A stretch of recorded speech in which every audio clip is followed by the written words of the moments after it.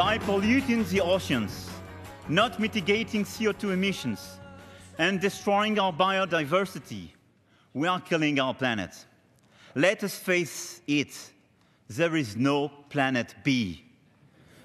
That was French President Emmanuel Macron speaking before a joint session of Congress on Tuesday and calling for action on climate change and other environmental threats. This week, one growing concern was amplified by a new scientific study. German researchers found much higher rates of plastic particles in Arctic sea ice than were previously known, a form of contamination that, though small, threatens life throughout the region. Here to talk about it is Time Magazine editor-at-large Jeffrey Kluger. Jeffrey, good morning. Good morning. Let's talk in a little more detail about what exactly microplastics are, Jeffrey. Well, the name says a lot. Microplastics generally come in under 5 millimeters, but the thing is, the large majority of them are much smaller, on the order of microns, which is 1,000th of a meter. Some of these things are 11 microns, which is a 1/6 of the width of a human hair. And in this case, small is bad because it's much easier to circulate through the ecosystem,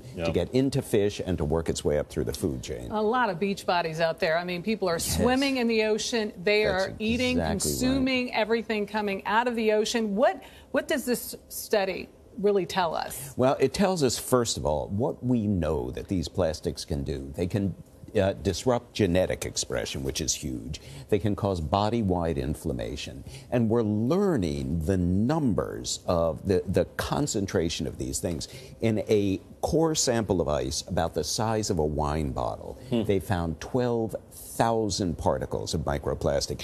In a clump of ocean soil, just 2 pounds, they found 6,500 particles. So these things are ubiquitous. Do we know what specific types of plastics they are? They are, and there's some nasty ones. There are 17 different types of plastic. There's polyurethane, there's polyethylene, there is plastic from paints on boats, there's nylon, there is cellulose from cigarette filters, and there's even particles of car tires as they wear away. Because remember, these things are so small that they become windborne, and then they float out into the ocean. Oh, all that stuff sounds really bad.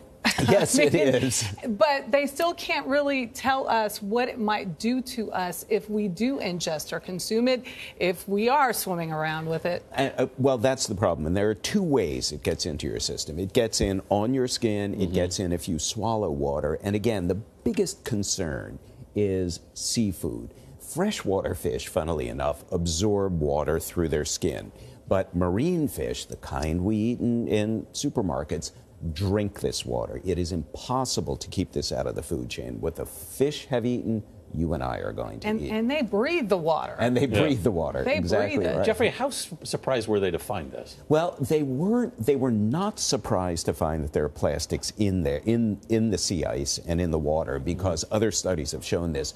But what they didn't expect were the concentrations. These concentrations they found this time are 2 and 3 times as high as the concentration as before. And a big part of it is that great Pacific garbage patch we're hearing about, which is twice the size of Texas. I mean, it is our trash. It is our garbage. What can we do to stop the flow? Well, there are a few things we can do. First of all, some of what's causing this is overfishing, because fishing vessels come in, especially in this area around Siberia, and nylon nets leach off particles. Flaking paint has heavy plastic components, so you have to use different kinds of nets. You have to take better care of your paint, and you have to not be overfishing these areas that are overfishing anyway. When it comes to the garbage patch, it's going to take that a long time to dissipate, but what we have to be doing is not dumping more of this garbage at sea. Does it affect the water effectively, Jeffrey? It does affect the water effectively, and the problem is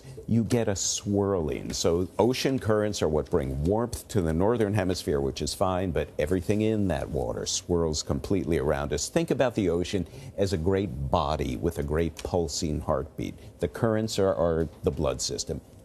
the contaminants are carried everywhere. Yeah. And so much of us. Yes, Water. exactly. Oh, my goodness. Jeffrey Kugler, thank you so much. Thank you for having me.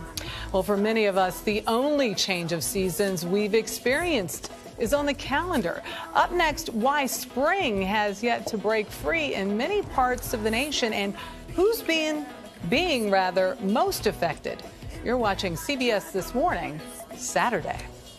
And of course you can't become if you only say what you would have done. So I missed a million miles of fun. CBS News.